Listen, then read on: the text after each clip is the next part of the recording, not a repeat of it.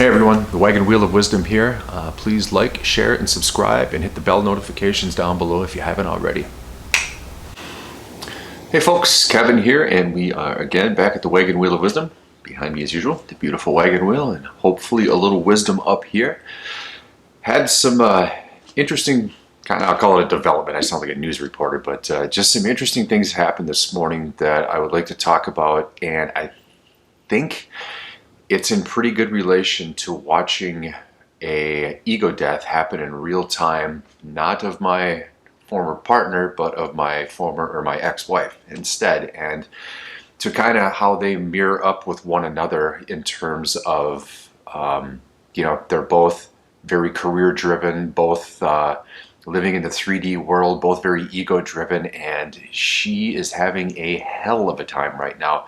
And as I had said in my previous video, there's some funky energy going on. So I'm going to talk about that and how I think it really translates into perhaps our partners and what they go through during this process, and how even though it's an ego death, and I don't know if her former partner is her twin or not, he very well could be, but just to kind of see something like this happen in real time lets me know that there's some really wild stuff going on, and some crazy energy, and I'll talk about that here in a little bit. Something else that I really want you guys, if you haven't been doing this, I encourage it wholeheartedly. I am a believer. Meditation. I'm getting visualizations now.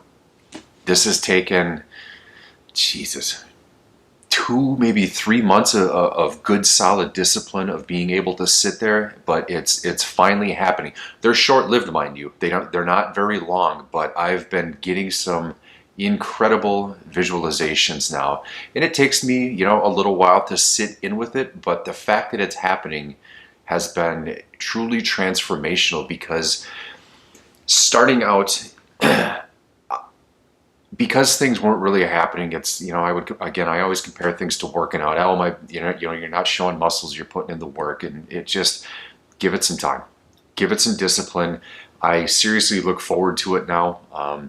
I'm enjoying it, like I'm smiling while I'm doing it, and it's incredibly cool. I had mentioned when I do palms up, excuse me, I just drank a protein shake, but when I do palms up, I can feel the energy in my hands buzzing. So I know that this is working, and furthermore, my mind is so much calmer. And after the events I had spoke with when I reached out to my former partner, much needed, and enacting that discipline, staying with it consistently, which is a huge key.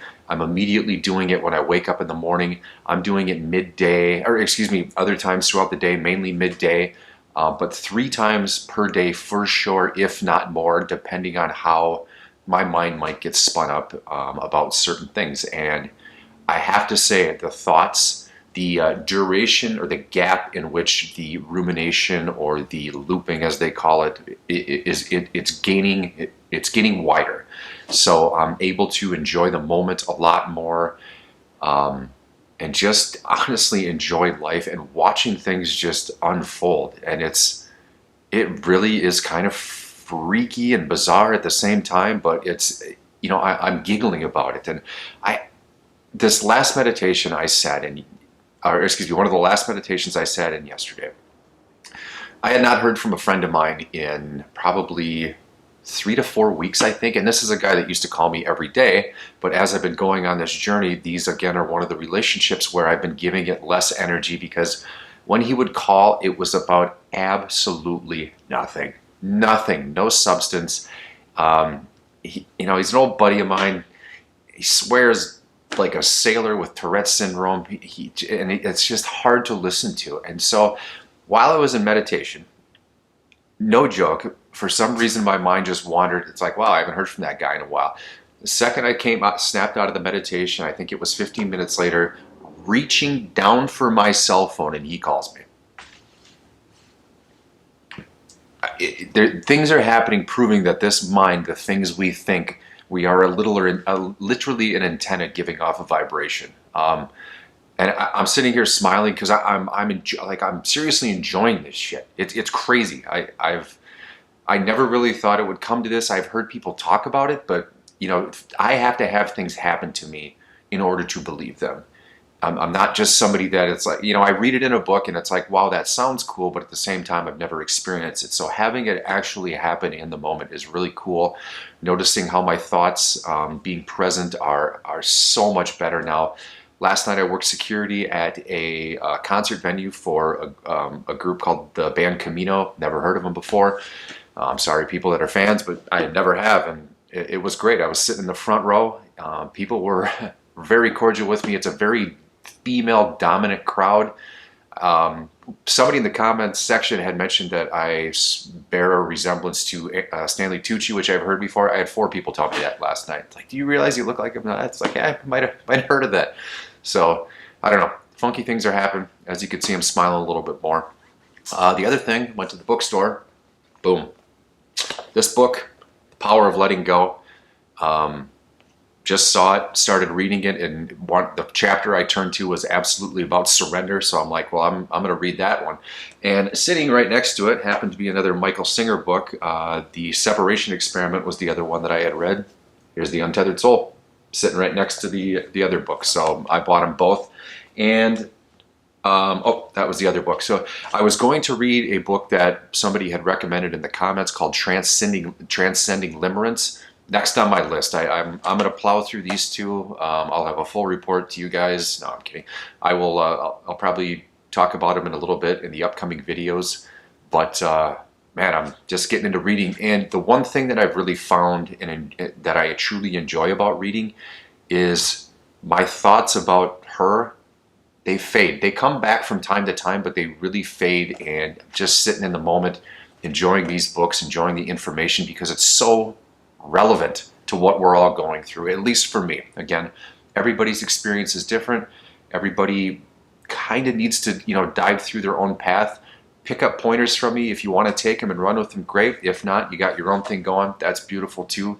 Work with what works for you, and I promise you guys, this process it's going to be enjoyable, even in the times that you are feeling that there is no joy, because as I'm learning, I'm accepting the fact that I'm going to go through the crap. But on the other end of that, there is some incredibly good things happening. Do I look forward to the next time I'm going to get triggered about something? Honestly, no, not really. But at the same time, what I do look forward to is knowing that there's a way out of it and a path out of it, instead of getting so down and beating myself up, which is going to take me into this next topic about ego death, and I'm going to talk about the masculine runner side of it, because even though I don't know if my ex-wife is considered that, the very striking resemblance as far as personality traits between her and my former partner are, there's a lot of commonalities between a very masculine brain dominant in the 3D matrix world of very cutthroat work. She's a professor at the college here in town. Very caught up in the monetary aspect of things. And I'm not saying that money is not important. It very well is. But the thing that really kind of struck me is the timing of all of this. So last week was supposed to be her week with our son, and I had him for the majority of the week, Tuesday through Friday. And I also watched the dog, their dog over here, while she was up at a seminar in northern Wisconsin. But when she came back, I mean, just a different individual, stressed, sitting there telling me, wondering what the heck she's going to do with her life, because she is feeling so overwhelmed and so underappreciated, were her words at work, that there was all kinds of quote unquote drama up at the seminar, political stuff going on. And to see something happen like that in real time, where somebody is truly questioning what they're doing, it again, like my meditations, reinstilled the fact that all of this is pretty freaking real. And with the energy that's happening, and I alluded to the eclipse going on, if you look at videos in the spiritual community right now, people are talking about the energy and how it's shifting, and most notably what it's making you do is bring up all of these old things, all of these old belief systems, and it's bringing it to your face. I know that a bunch of people in the comments section have been going through some hells of their own. I myself have been going through a pretty rough go, but we have tools that we're using because we approach this vastly different. You know, I hate to bring this up, but my ex-wife was like, she's like, I'm seriously thinking about ending my life. Like the stress is fucking real. And I had always known that in the back of my mind when people that are immersed in that 3D matrix, because they're so logical, they're logical thinkers, they're not able to navigate in the aggregate very well. And what I mean by that is it's either all or nothing, very extreme kind of, because I had brought up the fact that it's like, well, do you have any passion projects? Do you have something that you can cultivate to lean into that you can start now to help get your way out of the, your current profession? And immediately she went to the money aspect of it. Well, I've got my pension through them. What am I going to do? And it's like, there's always options. You just don't see them yet. And to have a conversation with somebody that doesn't have the vision, where I think that we see things vastly different because of what we're forced to go through. It's a scary freaking time for them. A really scary time. I've never seen it. I shouldn't say never. I guess I haven't been able to recognize it in the capacity in which I am now, to see their ego challenged and them challenging themselves, wondering if the path that they're walking down now is the right path. And that matrix, man, that 3D matrix is really crumbling. The spiritual community talks about a mass consciousness awakening throughout the entire planet. We've got wars starting up all over hell right now, people dying. The news makes it look like the world is in chaos. There's a bug flying around, sorry. And I think that if you were to look at that from the perspective that I see this from, I think that is a reflection of our own internal chaos. The chaos that's happening in the world. I believe that is the chaos in the minds of people. And since we're all energy in one collective consciousness, to me, it kind of fits that narrative a little bit. Of course, I can't prove that, but in my mind, that is what I kind of feel is the case. Sorry, I'm going to shut my cell phone off here.